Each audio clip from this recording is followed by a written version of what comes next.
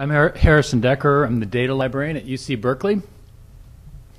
And I'm going to talk about a little project I started a couple years ago when I was accidentally given an extra server with a lot of disk space on it. And I thought, well, how can I fill up that disk space? Because if I don't use it, I'm going to lose it. So I decided to burn ISOs of all the interesting CDs in our collection of the library, and that's probably 3,000. I think I've got about a terabyte of data so far. So I'm going to talk a little bit about the process, which it's kind of old school, kind of boring. Not a lot of web stuff going on, but there's a little bit. But it has the potential to kind of expand a bit in the near future. So basically, what we see happening here is CDs literally in a filing cabinet.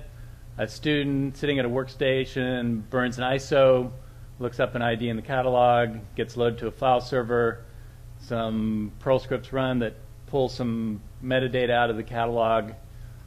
We create an XML representation of the directory structure on the CD, so we can kind of analyze the types of files and whether or not there's executables and things like that on there. And then our users theoretically can then, those few that want to use these things, can come along and use them. Now this is problematic because sometimes you don't want just 10-year-old Windows applications loading on your nicely configured workstation. So I decided to use VMware, which I've been pretty happy with. The VMware, we fire up a VMware client.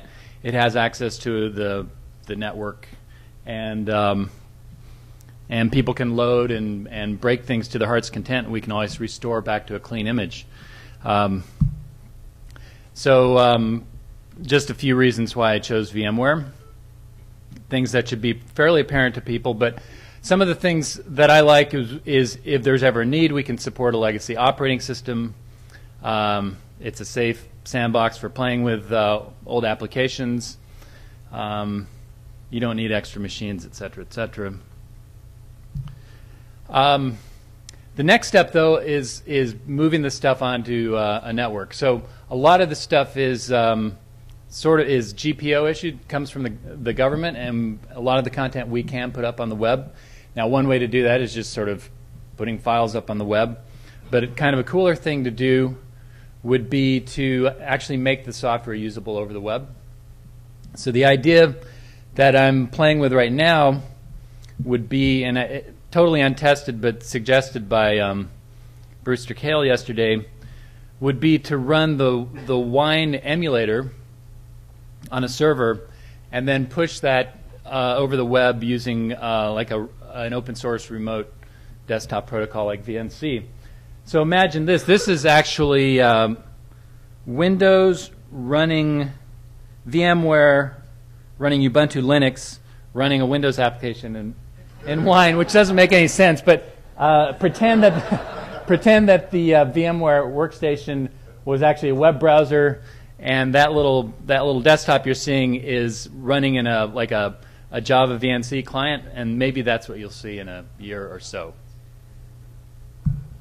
And I think that's all I had. Thanks a lot.